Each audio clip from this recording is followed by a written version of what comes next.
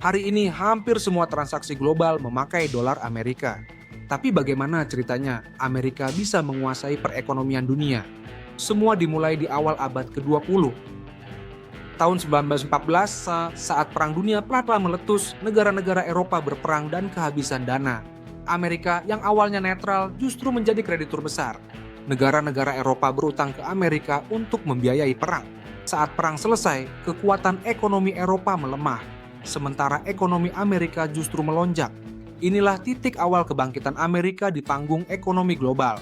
Namun pengaruhnya belum sepenuhnya dominan. Kemudian datang Perang Dunia II.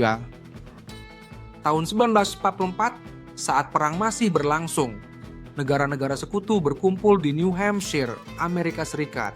Mereka membuat perjanjian besar, Bretton Woods Agreement. Isinya, mata uang global akan ditambatkan ke dolar. Amerika dan dolar akan ditambatkan ke emas.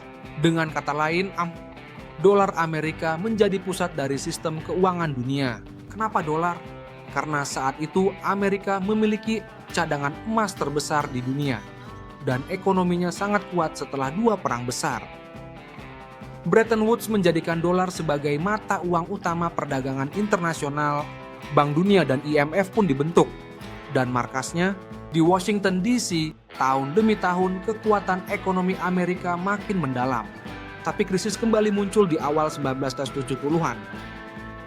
Cadangan emas Amerika tidak lagi cukup untuk menjamin semua dolar yang beredar. Tahun Presiden Con Richard Nixon membuat keputusan bersejarah. Ia menghapus standar emas. Dolar tidak lagi ditukar dengan emas. Sistem Bretton Woods runtuh, tapi dolar tetap menjadi mata uang utama dunia. Lalu bagaimana Amerika mempertahankan dominasinya? Tahun 1974, Amerika membuat kesepakatan rahasia dengan Arab Saudi. Isinya, Arab Saudi hanya menjual minyak dengan pembayaran dalam dolar. Sebagai gantinya, Amerika memberikan perlindungan militer. Inilah awal lahirnya sistem yang disebut petrodolar. Karena semua negara butuh minyak, maka mereka butuh dolar. Permintaan dolar meningkat tajam. Amerika bisa mencetak uang sebanyak yang dibutuhkan dunia. Sistem ini memberikan kekuatan besar.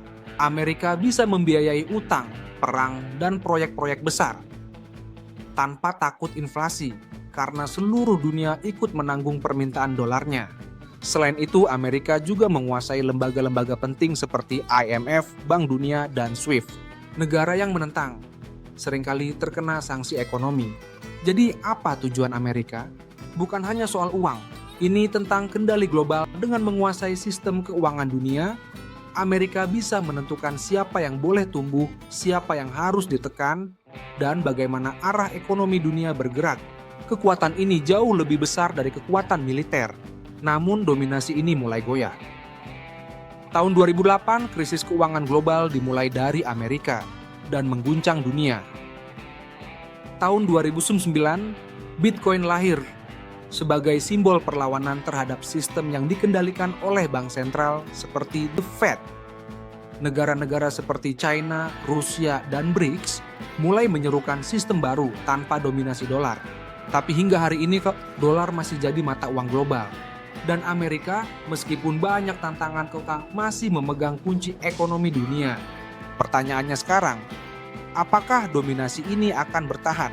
Atau dunia sedang bersiap menyambut sistem keuangan yang baru dan lebih merata? Sejarah belum selesai menulis jawabannya.